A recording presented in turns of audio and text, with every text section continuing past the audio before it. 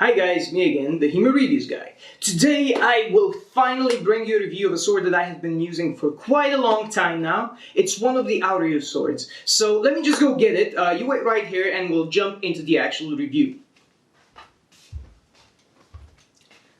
So here is the sword, or the feather. Now, I will change the format a little bit because I was told that not all of you are all that interested in the statistics of a sword. So I will basically just put statistics down here and you can check them out as I talk about them. Of course, I will sometimes go with referring to the statistics just because it's important for the review. So let's start. First off, handling characteristics. And I have to admit, I absolutely love how this sword handles. There are a few things that you should know about it though. First off, it's a slightly shorter sword at 128 centimeters, and it is a relatively light sword at just over 1400 grams. That being said, it doesn't feel that light because it has a fairly forward point of balance at around 8.5 to 9 centimeters. And the weight distribution is towards the point, which is something I absolutely love because it lets me feel where my point is at all times. This is something that I want to have in my sword. This is why I can't stand the Regeni standard feathers, because the point is just so very light. There is no mass towards the point that it just simply throws me off. This might be personal preference, however, it is my opinion that these types of swords that have weight distribution towards the front are better.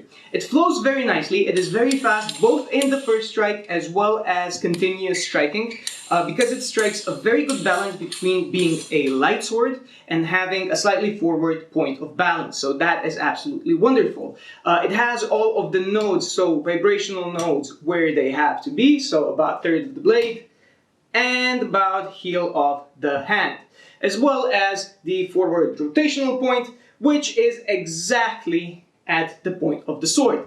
So all of this is perfect. The pommel is a pear shape, so it does help when you wanna, like if you go into its fabric and you put your hands together and you wanna go back, it kind of does stop your hand there, but it doesn't really help when you want to keep your grip on the pommel. It's not faceted, so I usually put just some tape around this type of pommel to help with the friction a little bit.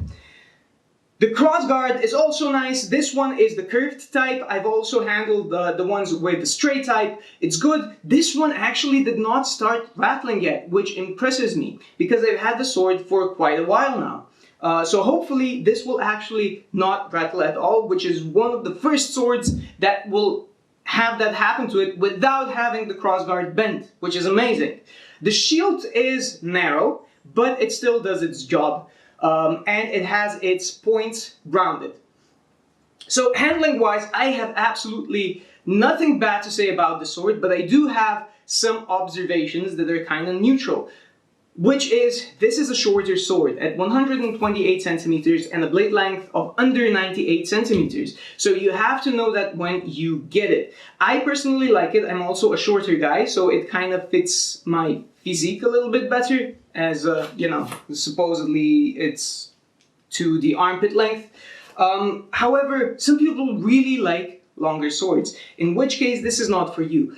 But I did notice that shorter swords are very good to get the technique down. So I do like this, and the handling of the sword is actually pretty close to many of the originals that I've had the chance to actually handle in various museums, which I also believe was the point of this. So overall, handling wise, one of the best swords. The flex is also good because it doesn't wobble.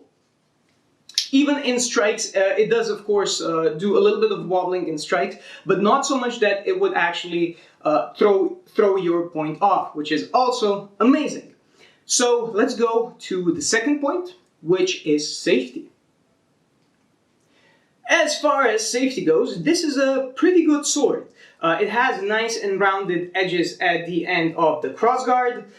It has nice and rounded edges at the shield, and the point is very nice and thickened at the end. The flex, however, is medium, maybe even going on to stiff. but I still do feel okay stabbing people with this. So it's not super stiff. It does have nice flex still, and it flexes. It starts the flex here and then gradually goes over there. So you have the exact numbers of the flex over there. The test goes, basically I just press it down on the scale until it starts bending, and then I press it down until it actually bends to around 90-ish degrees as far as it goes. And that's the numbers that you can get. So you can actually do it at home with your own sword to kind of compare the stiffness level. So that's it for safety. It's actually a nice and safe sword. It doesn't strike too hard because of the light weight. So that is also one of the very important things with swords, I think. And lastly, we have the aesthetics and the miscellaneous. Now, the aesthetics overall are very good. I love the way the sword looks. I like the curved crossguard. I think it looks sexy. The pommel, I would prefer a faceted one, but not because of the looks, more because I like having something that stops my hand from slipping. But overall, very pretty sword.